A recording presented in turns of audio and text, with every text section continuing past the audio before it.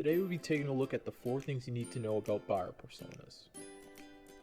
What are buyer personas? According to HubSpot, a buyer persona is a semi-fictitious account of a customer that most likely convert on your product or service. It is composed of specific, identifiable characteristics which can be used to find more similar customers.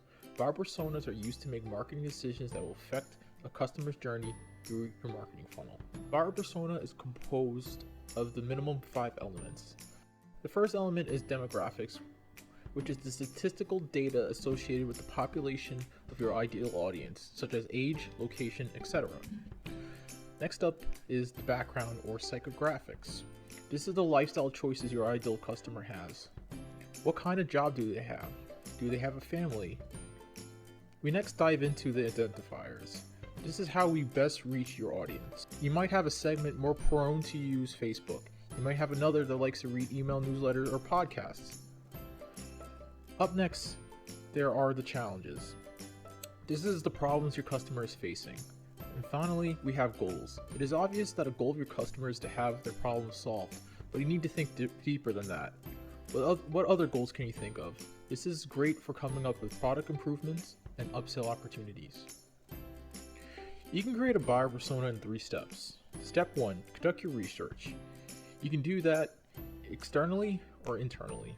External research is research pulled from outside sources like search engines, infographics, white paper reports. Internal research comes from within your business, like your CRM. Step 2, you can find a buyer persona template online from great sources like HubSpot or SEMrush, or you can open up a word processing document and just write everything down.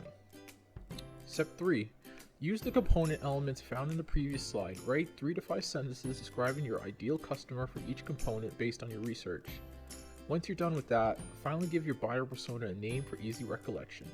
Here is an example I made for a financial education company offering pre-college courses to high school students. The buyer persona is named Wall Street Frank, whom is a parent of which the campaign is targeting.